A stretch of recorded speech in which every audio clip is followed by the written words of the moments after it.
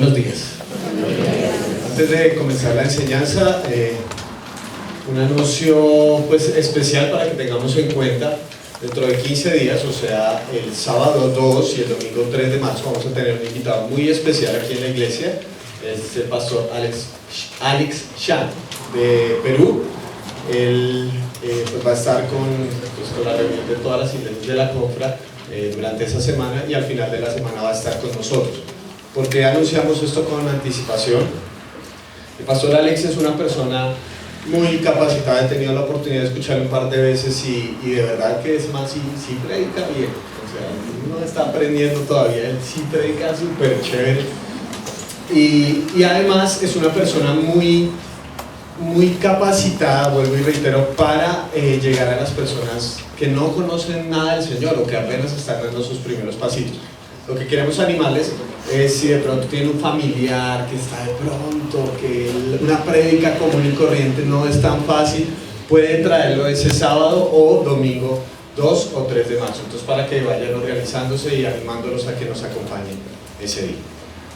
Bueno, entonces, estamos preparados para la prédica de hoy. Hoy comienzo con una historia que me ocurrió cuando era soltero y triste. Estaba viviendo con mis papás y estábamos saliendo de una recesión económica, y pues a mi papá no le pagaban mensualmente, sino cada vez que le salía algún trabajo. Entonces teníamos que recurrir al menudeo, ¿entienden esa palabra, no? Entonces cada vez que nos entraba algo de dinero, pues comprábamos lo que podíamos con ese dinero.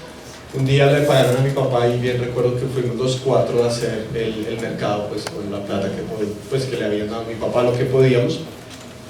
Y cuando llegamos al mercado, pues eso estaba lleno de carros, no tenía parqueadero privado ese mercado, sino pues tocaba ir al aire libre. Entonces dimos vueltas y vueltas y no encontramos ningún sitio donde parquear. Como a la tercera vuelta que estábamos dando, vemos a lo lejos un trapito rojo agitándose ahí. El señor cuidador de carros, vengan, mi papá acerca el carro y ¡pim! Lo cuadra. Bueno, por fin habíamos parqueado, nos bajamos y el cuidador de carros nos dice lo que todo buen cuidador de carros cachaco le dice a las personas que parquearon: bien cuidado, mono. Uno siempre es mono que va cuando parquea, ¿no? Entonces, bien cuidado, mono. Y después nos hace una petición muy interesante. Nos dice: regálenme algo de comida. Eso es muy extraño, porque por lo general esas personas piden algo de dinero, unas monedas, no comida. Bien, entramos a hacer el mercado, compramos pues todas las cosas que necesitábamos, carne, huevos, leche, etc. Y estábamos buscando promociones y nos encontramos con una promoción de duraznos. Entonces mi papá cogió un montón de duraznos. Cuando lo fuimos a pagar, le pidió a la señora que dejara 2 duraznitos en una bolsa aparte. Salimos del mercado, todos llevamos bolsas, yo llevaba más porque era el hermano mayor, y llevábamos bolsas al carro, listo, las guardamos. El señor pues el cuidador de carros nos abrió la puerta, entramos, Mi papá le entrega la bolsa, como esas escenas en la vida que uno ve en cámara lenta, que uno sabe que van a hacer ilustración de una prédica en unos años, uno la ve así en cámara lenta, y le dice a mi papá: Dios lo bendiga. Uy, entonces el señor recibe esa bolsita, no ve lo que hay dentro de la bolsa, sino que nos empieza a indicar la salida. Y apenas vamos saliendo, pues contentos por haber hecho mercado y contentos por haber ayudado al necesitado. Yo volteo a mirar mientras íbamos en el carro y veo que el Señor abre la bolsa de duraznos, y yo digo: este tipo va a glorificar a Dios, se le van a escurrir las lágrimas de alegría. Pero no pasó eso. Apenas vio lo que estaba dentro, su cara se tornó en una cara de rabia. Ese tipo tenía ira, cogió un durazno y ¡pum! Lo lanzó, cogió el durazno y ¡pum! Lo lanzó. Pregunta: ¿qué hace a una persona hacer eso? ¿Por qué? Si él nos había pedido comida y nosotros le dimos unos duraznos, ¿por qué terminó por lanzarnos los duraznos? Esas personas no tienen una escritura de ese sitio, sencillamente tienen que tener un trapito rojo y pararse en una esquina a cuidar carros. Si uno les da, no tiene que darles. Si uno les da es porque quiere, no porque les toca. El problema es que todos nos podemos convertir en lanzadores de duraznos. y lo vamos a aprender por medio de un texto que está en Números, capítulo 11, versículos 4 hasta 34. No lo vamos a leer todo por cuestiones de tiempo, vamos a leer algunas secciones, pero déjenme explicarles algo antes de. Yo he dividido el texto otra vez. He dividido el texto en 3 escenas. La primera escena, yo la llamo el pueblo codicioso, que está en los versículos 4 y 9. La segunda escena, yo la llamo el líder desesperanzado, que está en los versículos 10 al 30. Y la tercera escena, yo la llamo el pueblo codicioso sepultado, versículos 31 hasta el 34. Los judíos escribían para que uno recordara las cosas, entonces escribían de una forma muy creativa. Dentro de esas formas está lo que se llama la inclusión. ¿Listo? La inclusión. ¿Cómo funcionaba la inclusión? Empezaban contando una historia, por un momento se detenían y ponían como otra historia que aparentemente no tiene nada que ver, y retomaban la idea que habían dado al principio. ¿Me están viendo con cara de qué? ¿Qué está diciendo? Sí. Ven que la primera escena habla sobre el pueblo y la tercera escena también habla sobre el pueblo, y en la mitad se nos habla especialmente de un encuentro, de una conversación que Moisés tiene con Dios. Entonces el orden para los judíos es muy importante. Uno vería la escena 1, después la escena 3 y por último vería la escena 2 para ver cómo esa escena nos ilumina toda la historia. Entonces vamos a leer el texto, primera escena, el pueblo codicioso, versículos 4 hasta 9. Dice: al populacho que iba con ellos le vino un apetito voraz. Y también los israelitas volvieron a llorar y dijeron: ¿quién nos diera carne? ¿Cómo echamos de menos el pescado que comíamos gratis en Egipto? También comíamos pepinos y melones y puerros, cebollas y ajos, pero ahora tenemos reseca la garganta y no vemos nada que no sea este maná.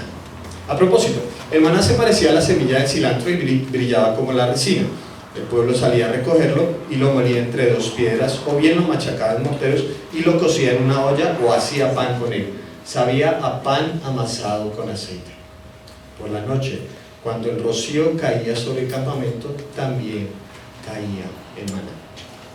Lo que esta versión traduce como el populacho son los extranjeros, las personas que iban con los israelitas que no pertenecían propiamente al pueblo hebreo. Ellos empiezan a tener, dice esta versión, un apetito voraz.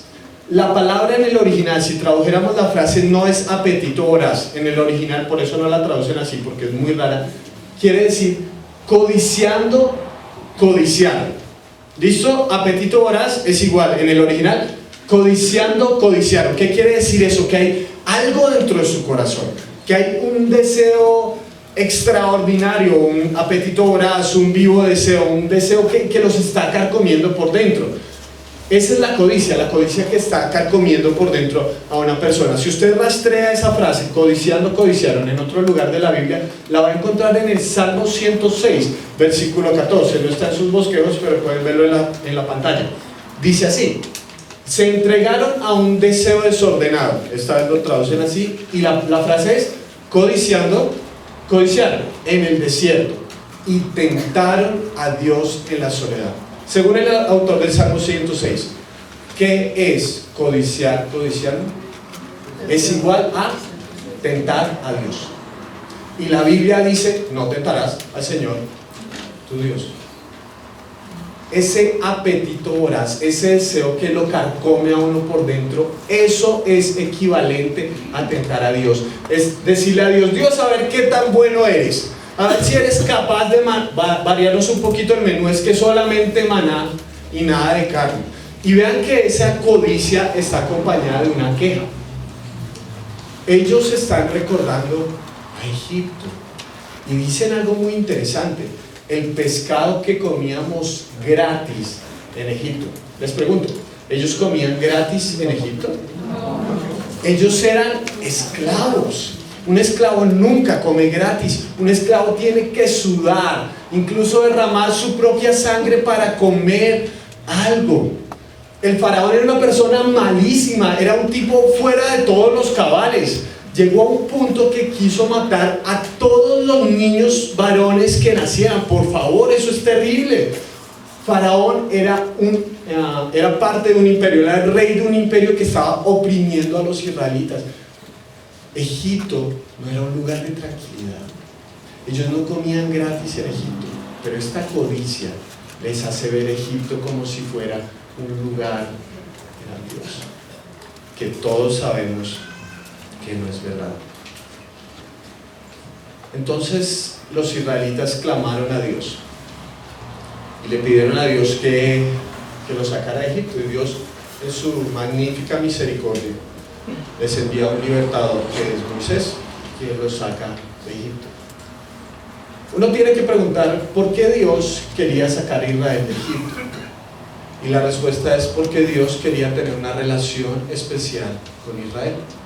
Vean cómo lo dice Deuteronomio capítulo 7, versículos 7 y 8. Vean la razón por la cual el Señor está diciendo que los israelitas salieron de Egipto. El Señor se encariñó contigo. Qué bonita palabra. El Señor se encariñó contigo y te eligió, aunque no eras el pueblo más numeroso, sino el más insignificante de todos. Lo hizo, ¿por qué razón? Porque te ama y quería cumplir su juramento a tus antepasados. Por eso te rescató del poder de Faraón, el rey de Egipto, y te sacó de la esclavitud con gran despliegue de fuerza. Si hubiera un mundial de las naciones antiguas, en el grupo A estaría Egipto, Babilonia, Mesopotamia e Israel, y usted fuera a apostar, nadie le hubiera apostado a Israel. ¿Sabe por qué? Porque Israel era un pueblo insignificante. Nosotros no jugamos por los que van a ganar, ¿no es cierto? Nosotros escogemos los que son fuertes, pero Dios no. Dios escogió a Israel no porque fuera, mejor dicho, o sea, si fuera un reinado de belleza, Israel es la fea del concurso. Dios los escogió, ¿por qué razón? Porque los amó, punto. No hay otra razón. Dios los escogió porque los amó y quería cumplir el juramento a sus antepasados. Esa es la razón. Dios quería tener una relación especial con Israel, y ellos están escupiéndole a Dios en la cara, aunque Dios les ha mostrado su amor. ¡Qué retrógrados! Totalmente diferente a nosotros, ¿no es cierto? Ahora, cuando usted lee el Éxodo y lo lee en contexto de cómo era el antiguo Medio Oriente, se va a dar cuenta que cumple como ciertos parámetros. Permítame explicarles lo siguiente. Entonces, cuando un rey iba a conquistar a otra nación, básicamente lo que pasaba era lo siguiente. Entonces, tenemos un rey, X pueblo, X nación, póngale usted el nombre que quiera. Anita, ¿puedes volverlo una vez más y ponerlo otra vez solo un clic? Listo. Entonces, este rey es rey sobre un pueblo, puede ser el rey de Babilonia, está gobernando sobre su pueblo Babilonia, y había otro rey que gobernaba sobre otro pueblo. Hasta ahí nada. Resulta que ellos dos van a entrar en una especie de confrontación, ¿cierto? Que un rey quiere conquistar el otro rey. ¿Qué pasaba si este rey que está a mi derecha y a la izquierda de ustedes ganaba? ¿Qué significaba eso? Que ahora este rey era rey no solo de su pueblo, sino del otro pueblo. Pero para ellos había algo más. Quería decir que el Dios de este rey era superior al Dios del otro pueblo. ¿Me estoy haciendo entender? El Éxodo sigue más o menos este mismo esquema. Va más o menos así. Dios, que es rey sobre Israel, dice Éxodo, va a entrar en una confrontación con otro rey. ¿Quién es? Faraón, que es el rey sobre Egipto. Ellos van a entrar en una confrontación. Dios le dice: libera a mi pueblo, voy a liberar a Israel. Ellos entran en ese choque, y ¿quién gana esa batalla? Dios. ¿Qué quiere decir con eso? Que Dios es Dios no solo de Israel, sino también de Egipto. Pero algo más, en el antiguo Medio Oriente, especialmente en Egipto, el faraón era considerado Dios. ¿Qué está diciendo Dios con este evento? Que Él es más grande que el faraón rey de Egipto. Pero algo más. ¿Recuerdan la última plaga que Dios envió sobre Egipto? La muerte de los primogénitos. Y murió el faraón, el hijo de faraón. El hijo de faraón era el hijo de Dios. Y Dios, al enviar esa plaga, le está diciendo a faraón: faraón, tú no puedes cuidar ni siquiera a tu propio hijo, pero yo sí voy a cuidar a mi hijo, a Israel. Tengo una relación especial con ellos. Entonces, cuando leemos que Israel se está quejando contra Dios y diciendo: es que en Egipto comíamos gratis, Egipto era un mejor lugar, estamos viendo que Israel le está diciendo a Dios: Dios, tu plan no vale la pena. Eso es la codicia. Cuando nos encaramos contra Dios y le decimos: Dios, tu amor no me importa. El problema de la codicia es que no ve el maná y codicia la carne. Esta primera escena nos deja ver dos aspectos de la codicia. Primero, la codicia es falta de gratitud. En vez de ser agradecidos por lo que tenemos, codiciamos lo que no tenemos. Pensamos que ellos son muy retrógrados, pero nosotros lo hacemos todo el tiempo. ¿Sí o no? Señor, ¿por qué tengo un Sprintcito año 96 y no un Volkswagen Jetta año 2005? Si yo soy tu siervo, Señor. Señor, ¿por qué solo me estoy ganando 2 millones de pesos con prestaciones y cesantías y aquel se está ganando 7 millones de pesos, Señor? Qué retrógrados. Señor, ¿por qué solo tengo una familia feliz aquí en la colina campestre, en un apartamento de 75 metros cuadrados, y no nos das un apartamento de 150 metros en Los Rosales? La codicia es falta de gratitud. No vemos el maná y codiciamos la carne. En segundo lugar, la codicia idealiza los escenarios hipotéticos, como los israelitas de idealizaron Egipto, ¿no es cierto? Ay, si estuviéramos en Egipto sería tal cosa. Lo escuchamos todo el tiempo, ¿no es cierto? Cuando yo entonces, cuando yo sea el presidente de Coca-Cola, entonces nunca más tendré que pagar horas extras. Como dicen los jóvenes: Miguel, cuando yo tenga una novia, ahí sí voy a servir al Señor.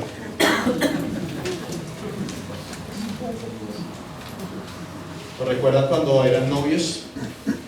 Y uno le dice a la esposa: mi amor, cuando nos casemos, nunca nos vamos a acostar peleados. Se ríen solo los casados. Una noticia para los solteros: se van a acostar peleados. Idealizamos los escenarios hipotéticos, ¿no es cierto? Es que si yo estuviera en tal sitio, es que si yo tuviera tal posición, ahí sí me iría perfectamente. Dios aborrece la codicia. Y hay una tercera característica de la codicia que la vemos en la tercera escena, que está en los versículos 31 al 34. Dice así: el Señor desató un viento que trajo codornices del mar y las dejó caer sobre el campamento. O sea que Dios respondió a la codicia de los israelitas. Qué cosa tan interesante, ¿no? Las codornices cubrieron los alrededores del campamento en una superficie de casi un día de camino y a una altura de casi 1 metro sobre la superficie del suelo. El pueblo estuvo recogiendo codornices todo ese día y toda esa noche y todo el día siguiente. Ninguno recogió menos de 2 toneladas, y esa traducción es muy conservadora. Después la distribuyeron por todo el campamento. Ni siquiera habían empezado a masticar la carne que tenían en la boca cuando la ira del Señor se encendió contra el pueblo y los hirió con gran mortandad. Por eso llamaron a aquel lugar Kibrot Hataavá, porque allí fue sepultado el pueblo glotón, literalmente el pueblo codicioso. Les hago una pregunta: ¿no les parece muy extraña esa metodología de Dios? Que les manda las codornices y después los castiga. Es decir, no debería haber dicho: no, de malas como la piraña mueca, nada de codornices para ustedes, sino que les manda las codornices y después los castiga. ¿No les parece como esa metodología muy extraña? Pues yo me hice esa pregunta y yo traté de investigar por qué Dios hace eso. Y me encontré en las medidas que hay en este texto, en esta escena, la razón de ser. La primera medida que nos encontramos es un día de camino. Según los estudiosos, un día de camino es un recorrido entre 1 y 1.5 kilómetros. Es lo que estaba haciendo Israel, dando jornadas o días de camino, entre 1 y 1.5 kilómetros. ¿Qué quiere decir eso? Que si usted tiene una vista muy buena, cosa que yo no tengo, y puede mirar alrededor de todo el campamento entre 1 y 1.5 kilómetros a la redonda, lo único que va a ver, ¿sabe qué es? Codornices. Las codornices son animales que miden en promedio 17 centímetros. No estamos hablando de miles de codornices, estamos hablando de millones de codornices alrededor de todo el campamento. Dios había enviado codornices. Qué cosa tan impresionante. La segunda medida que nos encontramos es lo de los días. Los judíos dividen los días en dos partes, el día y la noche. Dice que por cuánto tiempo estuvieron recogiendo. Un día, una noche y un día. ¿Cuánto es ese tiempo en horas? Son 36 horas. No durmieron. 36 horas recogiendo codornices. Un poco exagerado, ¿no? Pero nos encontramos con un detalle más. Dice que el que menos recogió, en el original dice que recogió 10 montones. La palabra montones en el hebreo es la palabra omer, que es un término técnico para referirse a 370 kilos. Matemática simple. 370 por 10, 3700. El que menos recogió 3700 kilos de codornices, o 3.7 toneladas. Por favor, ¿qué clase de apetito tiene que tener su familia para que usted haga un mercado de 3.7 toneladas? Las codornices son animales que pesan en promedio 250 gramos. Para términos prácticos, 4 codornices hacen 1 kilo. Quiere decir que la persona que menos recogió 14.800 codornices ese día. Y si eso no le sorprende, quiere decir que usted tiene que comer 4 kilos de codornices cada día para acabar de comer lo mismo en 3 años. ¿Ven la ironía? El pueblo estaba pidiendo un menú más variado y apenas Dios les dio una provisión extraordinaria, extravagante, milagrosa, abundante. Cogieron para comer lo mismo durante 3 años. ¿Por qué razón? Porque tenían un corazón codicioso. El problema no estaba en el estómago, el problema está en el corazón, porque esa es la tercera característica de la codicia: nunca se sacia, nunca es suficiente para el codicioso. Los codiciosos somos muy buenas ovejas, todo el tiempo vamos delante del Señor y le decimos: dame, dame, dame, Señor, y todo es yo y yo y yo. Las tres personas más importantes para nosotros somos yo y yo. Ese es el codicioso, es una persona que todo el tiempo está pidiendo más y más y más, y nunca es suficiente. Que si uno le lleva la comida está muy caliente, que si se la enfría quedó muy fría. Nunca es agradecido el codicioso. La codicia nunca se sacia. Con razón la ira del Señor se levanta. Es que una persona codiciosa nunca va a poder ver la gracia, porque nunca es agradecido. Todo el tiempo está queriendo más y más y más. Hasta este momento, los que luchamos con la codicia, que somos unos pocos, nos sentimos muy mal y culpables. Pero en la mitad está la escena que nos trae una verdadera esperanza. Vamos a leer por partes, como les dije, es un texto bien largo, entonces vamos a leer por partes y ustedes lo pueden seguir profundizando en su casa. Entonces, segunda escena, versículos 10 hasta el 30. Vamos a leer primero los versículos 10 y 11. Recuerden que aquí, en esta escena, todavía Dios no ha enviado las codornices, ¿no es cierto? Estamos apenas cuando el pueblo expresó su lamento, ¿no? O su codicia. Dice, Moisés escuchó que las familias del pueblo lloraban, cada una a la entrada de su tienda, con lo cual hacían que la ira del Señor otra vez se encendiera en extremo. Entonces, muy disgustado, Moisés oró al Señor: si yo soy tu siervo, ¿por qué me perjudicas? ¿Por qué me niegas tu favor y me obligas a cargar con todo este pueblo? En ese texto hay también otra palabra muy importante, que es la palabra lloro. Pues si ustedes investigan cuántas veces en el libro de Números aparece la palabra lloro, aparece 8 veces. 5 de las 8 veces están en este capítulo. Este es el capítulo del lloro, del lamento. Es una palabra muy cargada de emociones. Se llora cuando hay mucho dolor, cuando hay un dolor muy profundo, pero para los israelitas era el lloro por el duelo de alguien, ¿no es cierto? Cuando alguien había muerto, ellos lloraban. Esta palabra se refiere a eso. Cuando alguien se muere, ellos lloran. Nosotros a veces no lo entendemos porque somos muy emotivos. Nosotros lloramos hasta por un reality, ¿sí? Ay, no puede ser, y cosas por el estilo. Pero ellos no. Este lloro es un lamento como si alguien se hubiera muerto. Les pregunto, ¿alguien se murió? No. Ellos tenían el maná.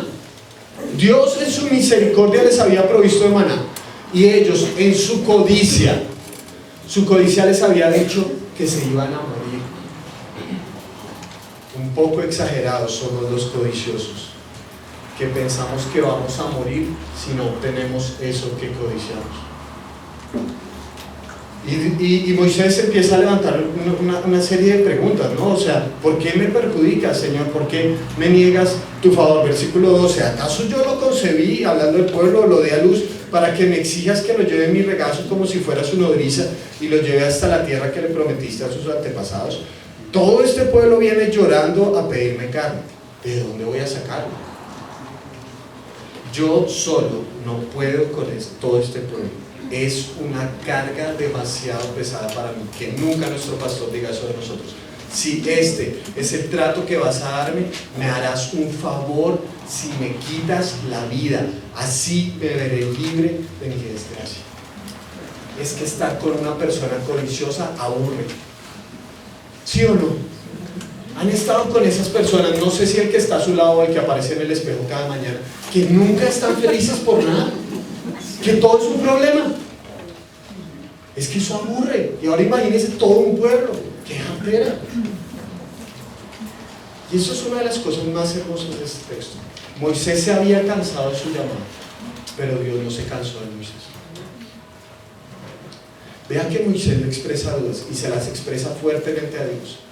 La semana antepasada que hablamos sobre el sufrimiento, dijimos esto y lo quiero enfatizar. Está bien expresarle nuestras dudas a Dios. Es que seamos honestos, proveerle codornices a todo un pueblo, eso es un milagro. Pero hay una diferencia muy grande entre preguntar y afirmar algo. Una cosa es preguntarle a Dios, Dios, ¿puedes? Como estaba haciendo Moisés. Y otra cosa es decirle a Dios, Dios, tú no puedes, como estaban haciendo los israelitas. Es que somos humanos. Es que hay preguntas, hay dudas, ¿no es cierto? Está ese papá que tiene que pagar la universidad el otro día y no tiene un peso. Lo más normal que puede hacer es, Dios, ¿puedes? No está mal expresar nuestras dudas a Dios. Una cosa es decirle a Dios, Dios, ¿puedes? Y otra cosa es decirle a Dios, Dios, tú no puedes. Y vean cómo Dios le responde a Moisés. Versículo 23, ustedes pueden leer del 21 al 22, todavía hay más preguntas. El Señor le respondió a Moisés, ¿acaso es limitado el poder del Señor? Pues ahora verás si te cumplo mi palabra. Pueden leer en sus casas que Dios le dice que va a haber dos cosas. Una, que Dios va a enviar 70 líderes que van a tener el mismo espíritu de Moisés, y además Dios les va a enviar al pueblo codornices. Ese orden es importante, porque Dios primero responde con líderes como Moisés y después les envía codornices. Entonces Dios dice, hagan una reunión donde estén los 70 líderes y mi espíritu va a venir sobre ellos. Y pasa algo sumamente interesante. Dos personas que no vinieron a esa reunión, Eldad y Medad, reciben también del Espíritu de Dios y empiezan a profetizar esas 70 personas. Profetizar no quiere solamente decir predecir el futuro, sino hablar de las maravillas de Dios. 70 personas, al igual que Moisés, están hablando de las maravillas de Dios. Y entonces Josué se da cuenta de la situación. ¿Recuerdan quién es Josué? El ayudante de Moisés, y se acerca a Moisés y le dice, Moisés, hermano, páralos, están profetizando, te van a correr la butaca, solo tú debías profetizar. Y vea lo que dice Moisés, y con esto voy a concluir. En el versículo 29 dice a Josué, ¿estás celoso por mí? Como quisiera que todo el pueblo del Señor profetizara y que el Señor pusiera su espíritu sobre ellos, sobre todos ellos. Como quisiera que todo el pueblo del Señor profetizara y que el Señor pusiera su espíritu en todos ellos. Moisés tenía autoridad porque el Espíritu de Dios estaba sobre ellos. Y creo que aquí se ve la verdadera necesidad del pueblo. El pueblo no necesitaba carne, el pueblo necesitaba al Espíritu de Dios. Ojalá, dice Moisés, todo el pueblo tuviera el Espíritu de Dios. Es que los codiciosos nos enfocamos en lo secundario y nos olvidamos de lo más importante. No necesitamos el carro de última generación, no necesitamos un apartamento más grande, necesitamos a Dios. Me atrevo a decirle algo, iglesia, nosotros no necesitamos primordialmente la ampliación, tampoco necesitamos más miembros, necesitamos a Dios, porque de nada sirve tener una ampliación, de nada sirve tener esta iglesia abarrotada de gente si no tenemos al Espíritu de Dios. Ahora no digan, no, entonces no voy a ofrendar para... No estoy diciendo eso. Estoy diciendo que nuestra necesidad primaria es el Señor. ¿Cuánto tiempo nos estamos enfocando? ¿Cuánto tiempo estamos perdiendo en buscar cosas secundarias y nos olvidamos que lo más importante es Dios? Te has convertido en un lanzador de duraznos, que apenas Dios muestra su misericordia, coges y ¡pum! Señor, ¡pum!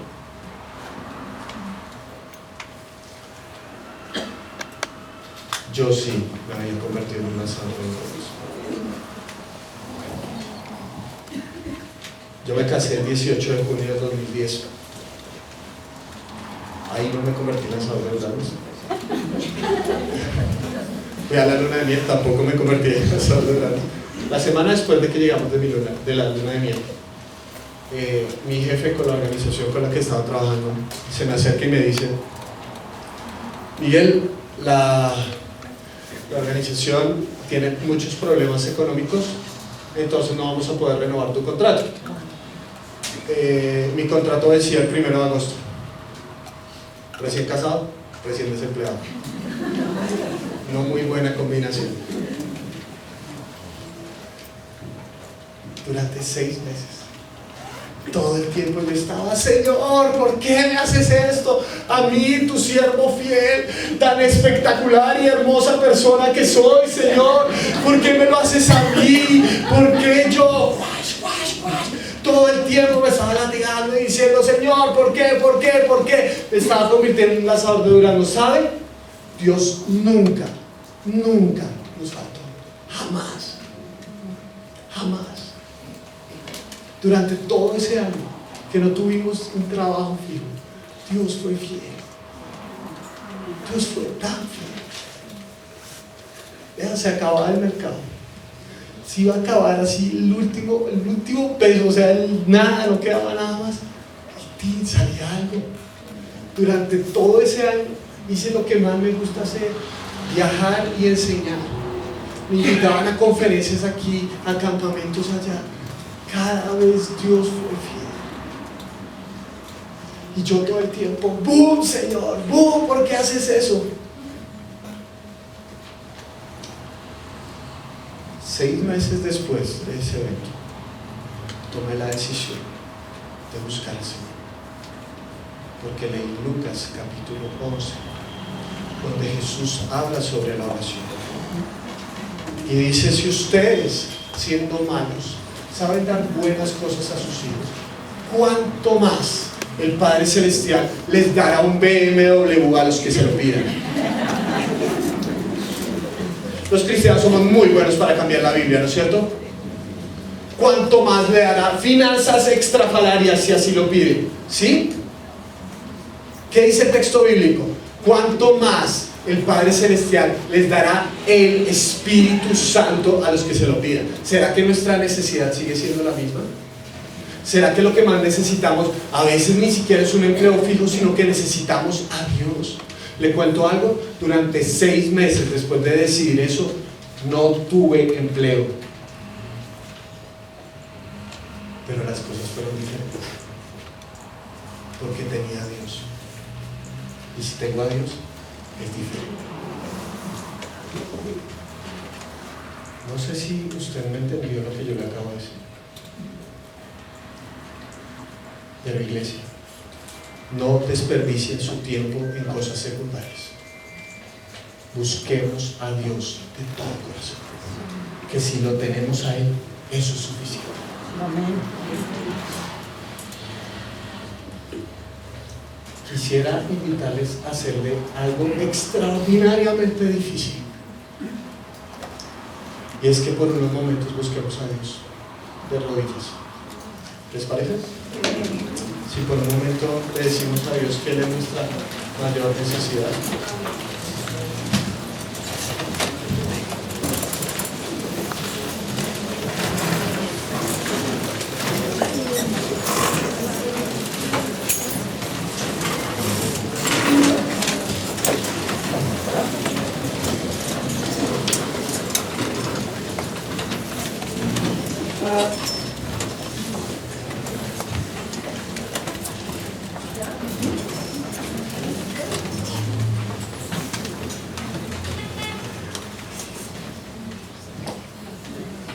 Señor, estamos ante ti para pedirte perdón.